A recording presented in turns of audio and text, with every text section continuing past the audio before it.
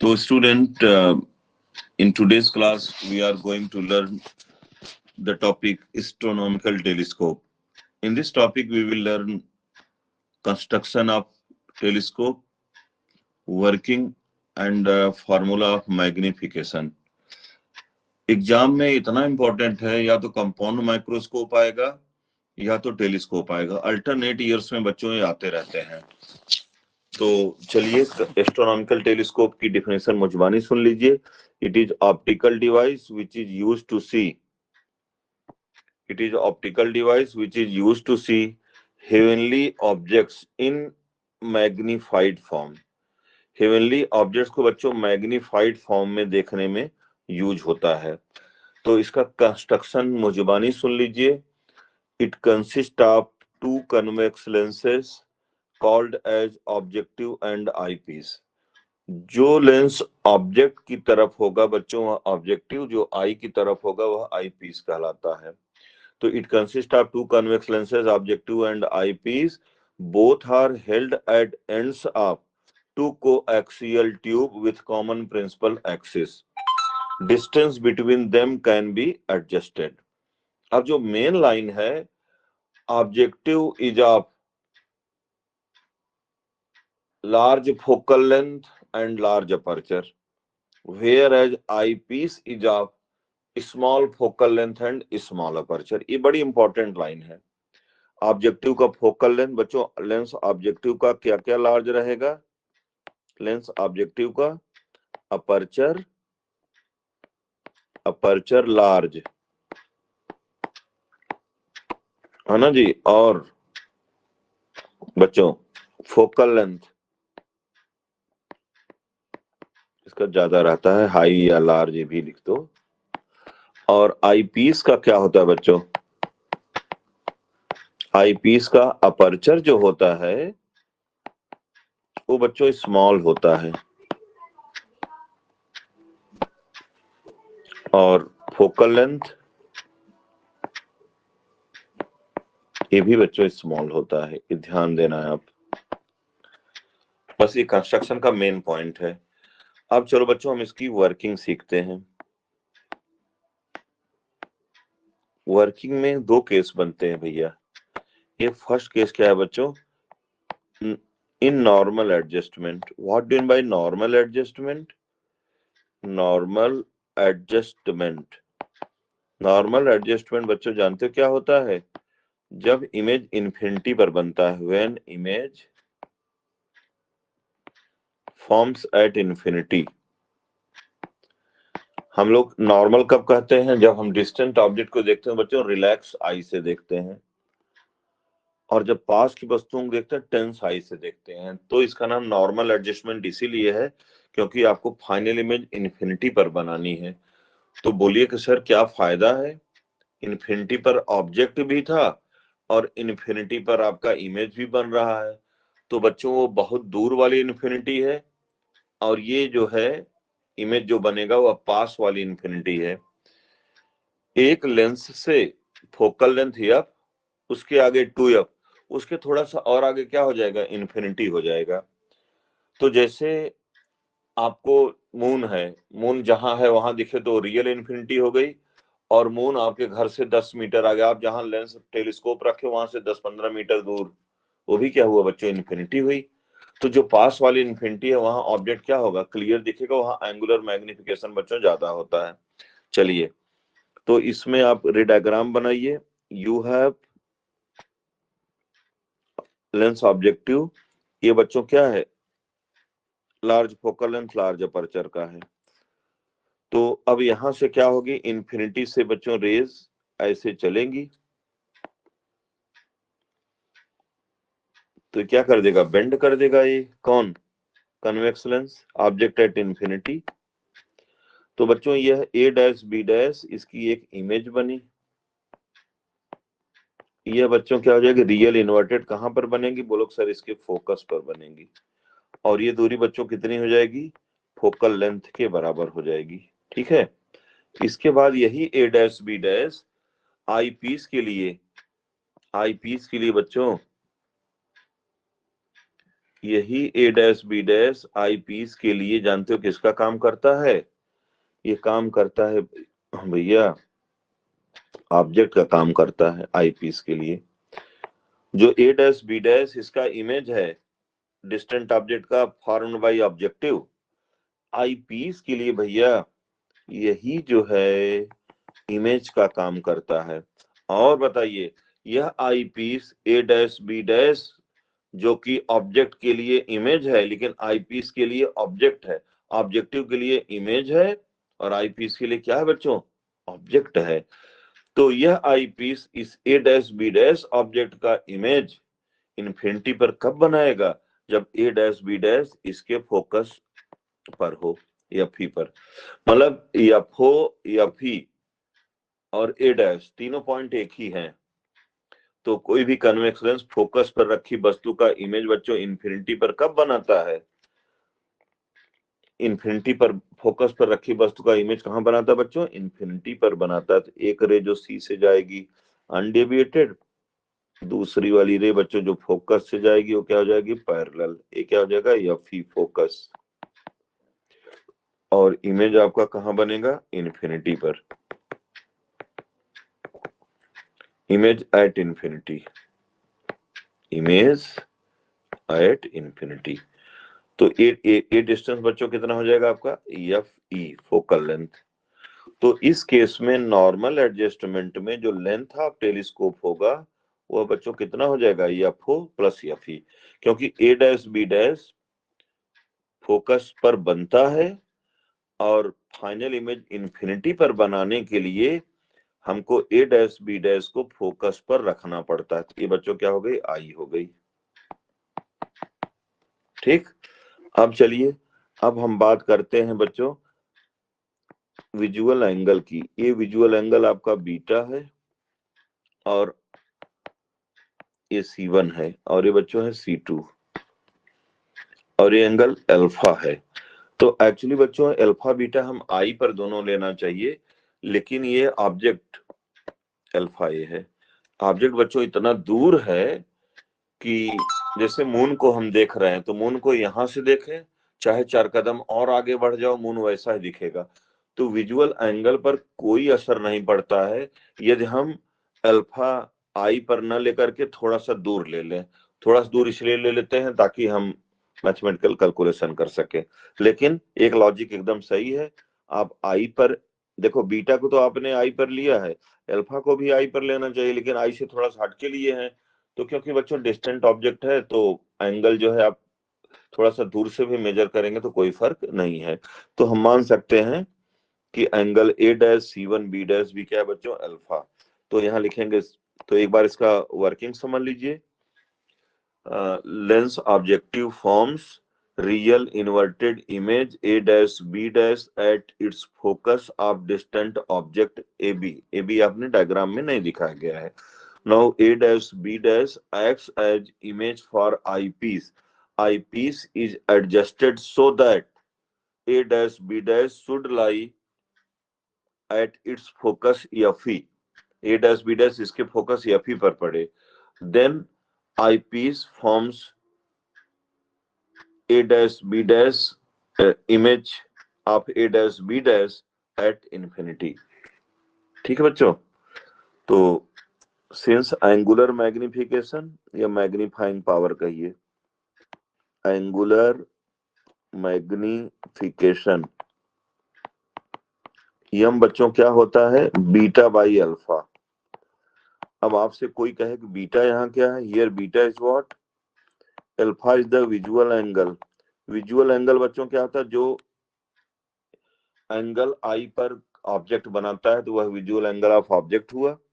Visual angle of object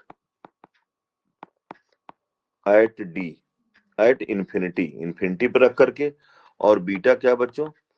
visual angle of image at D. ठीक है? तो for sorry D नहीं यार, इन्फिनिटी, एट इन्फिनिटी। ठीक है? तो बच्चों for small alpha and beta, for small alpha and beta.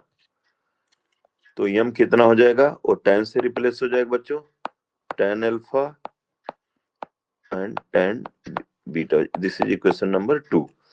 तो let angle A dash C1 B dash बच्चों अल्फा है, and angle A dash C2 B dash ये बच्चों क्या है, बीटा है।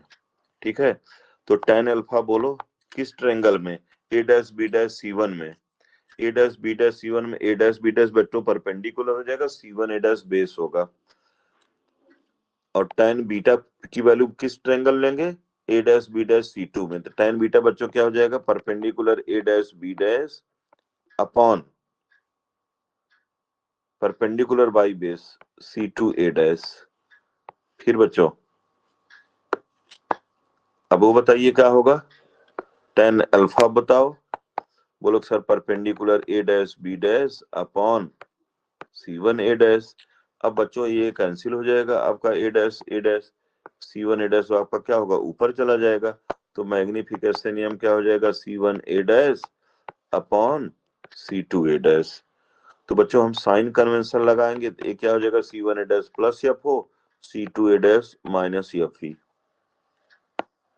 C2 A dash focal length इधर होगा, तो minus F E, opposite direction में मेजर कर रहे हैं इंसिडेंट रे के, ये हो जाएगा minus F O by F E. लेकिन बच्चों स्फेरिकल ऑब्जेक्ट्स के लिए निगेटिव साइन मैग्निफिकेशन हमारा इसका कोई मीनिंग नहीं है, क्योंकि निगेटिव का मतलब होता है रियल इन्वर्टेड, है ना। तो स्फेरिकल ऑब्जेक्ट है तो स्फेरिकल ही बनेगा, तो निगेटिव साइन का कोई मतलब नहीं है।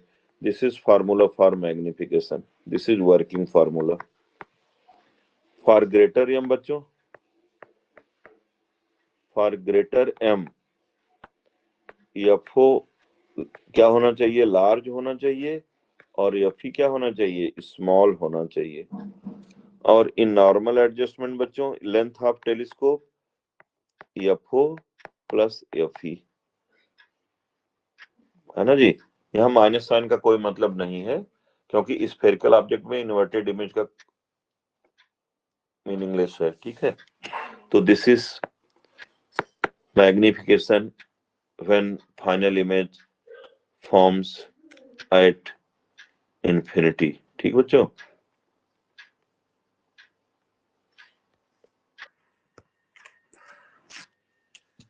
तो in second case when final image forms at D. अब बच्चों इस केस में हमको फार्मूला ऑफ मैग्निफिकेशन निकालना है, तो इसमें सबसे पहले वही बनाएंगे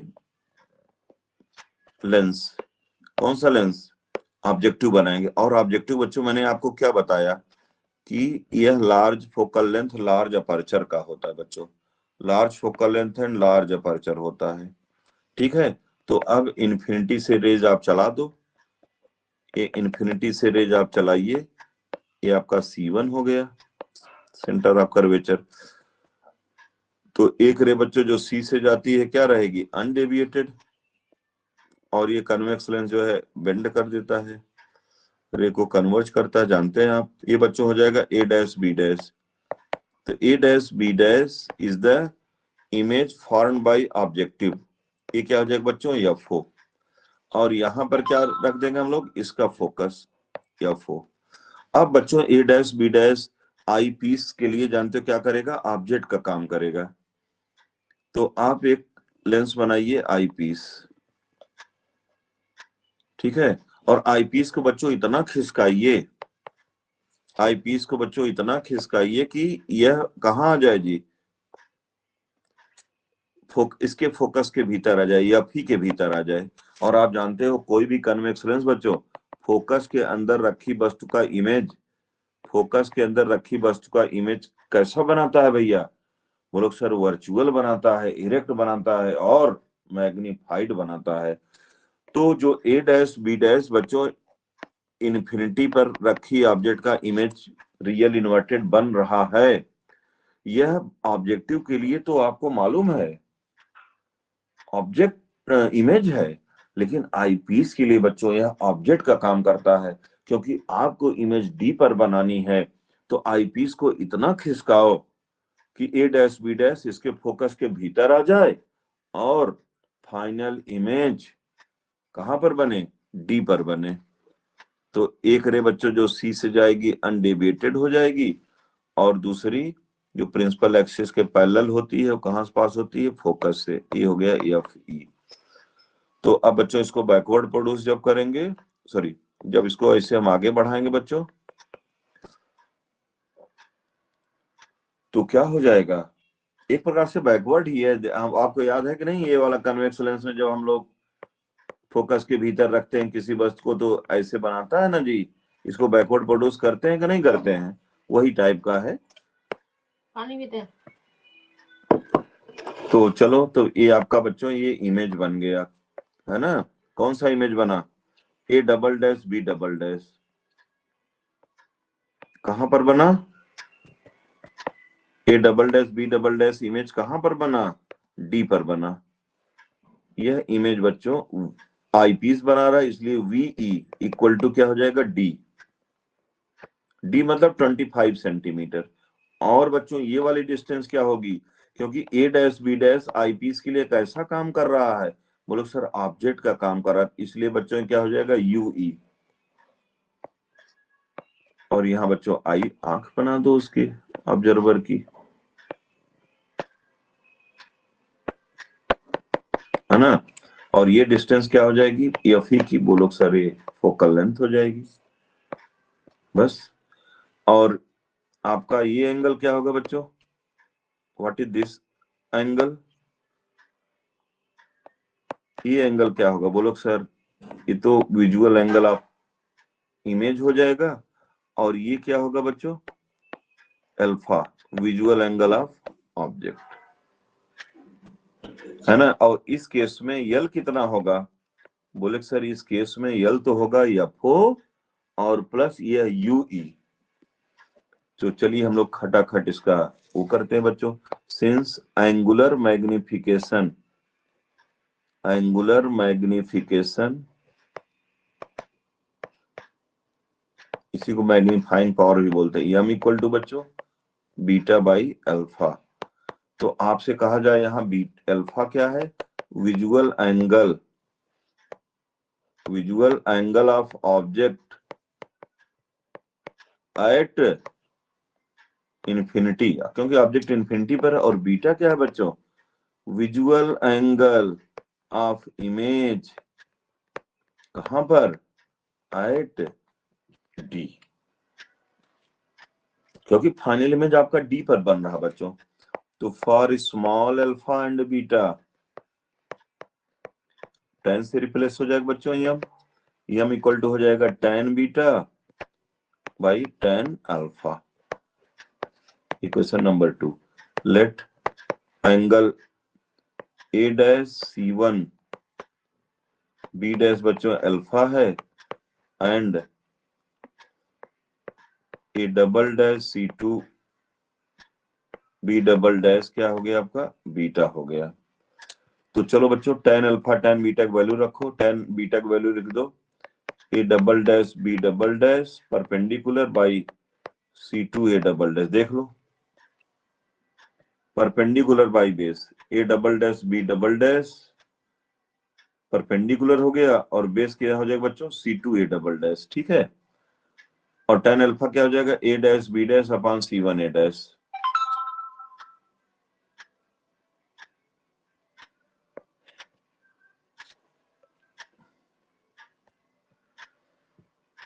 अच्छा ये बच्चों सुनो, जो A double dash B double dash beta बना रहा है वही एंगल तो ए डैश भी बना रहा है, ए डैश तो यही बच्चों एंगल किसके बराबर हो गया, यही angle A dash C two B dash वही एंगल बना रहा है। तो टेन बीटा की वैल्यू जानते हो क्या लिखोगे तुम लोग, टेन बीटा लिखोगे क्या, A dash B dash upon C two A dash. देख लो जो angle A double dash B double dash वाली साइड बना रही सेंटर पर, वही ए डैश बी डैश भी तो ऑप्टिकल सेंटर सी, सॉरी हाँ ऑप्टिकल सेंटर C2 पर वही एंगल बना रहा है बच्चों। तो tan बीटा हम इसमें लेंगे, ए डैश बी डैश C2 वाले ट्रायंगल में, तो tan बीटा tan अल्फा क्या हो जाएगा, a dash b dash upon बच्चों c1 a डैश। तो आपका एक कैंसिल हो गया a, तो c1 a डैश बच्चों ऊपर चला जाएगा, ठीक है। तो यम इक्वल टू तुम्हारा क्या आ जाएगा, c1 a dash upon c2 a dash. अब आप साइन कन्वेंशन लगाइए।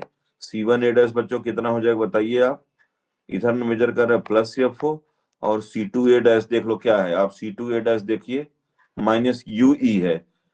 U मतलब ऑब्जेक्ट डिस्टेंस, E मतलब इमेज, माइनस UE। तो इसको बच्चों हम लोग क्या लिख देंगे, माइनस FO इंटू 1/UE। इसे बनाइए इक्वेशन नंबर 3। अब from lens equation 1/V minus 1/U equal to 1/F for eyepiece। I piece के लिए बच्चों लेंस इक्वेशन लगाइए, है ना। तो क्या हो जाएगा 1/VE। VE क्या हो जाएगा बच्चों, माइनस डी हो जाएगा, माइनस डी। क्यों, क्योंकि VE बच्चों माइनस डी, और U कितना हो जाएगा, minus UE। Object distance negative मिलेंगे और फोकल लेंथ बच्चों पॉजिटिव मिली जाती है। आपका क्या हो जाएगी बच्चों, 1/UE क्या हो जाएगा, minus minus plus, minus D इधर ले जाएंगे हम लोग, 1/FE plus 1/D। This is equation number 4। तो 1/UE की वैल्यू रख दो from 3 and 4। From equation 3 and 4 we have, equation 3 4 में बच्चों क्या हो जाएगा जरा आप मुझे बताएंगे। इक्वेशन 3 और 4 आपका जो है क्या है, बुरुक सर 1/UE की जगह 1/FE प्लस 1/D रख दीजिए। तो देन एम इक्वल टू क्या हो जाएगा बच्चों, minus FO into 1/FE plus 1/D। You take 1/FE common, minus FO by FE common ले लीजिए। तो 1/FE बच्चों कॉमन हो जाता है, यहाँ हो जाएगा 1, यहाँ हो जाएगा FE by D। This is formula, final formula of magnification बच्चों। This is working formula. In this case यल कितना हो जाएगा, FO प्लस UE का मैग्नीट्यूड। माइनस का मतलब स्फेरिकल ऑब्जेक्ट के लिए बच्चों कुछ नहीं होता है, ठीक है। तो this is all about refracting type astronomical telescope. Refracting type जब आए तो मतलब आप इसको लेंस समझना, इसमें लेंस लगा हुआ। अभी आगे बच्चों पढ़ेंगे आप रिफ्लेक्टिंग टाइप टेलीस्कोप। तो इसको बढ़िया से रे डायग्राम की प्रैक्टिस करना, है ना, अक्सर एग्जाम में आता है स्टूडेंट। तो that's all about astronomical telescope.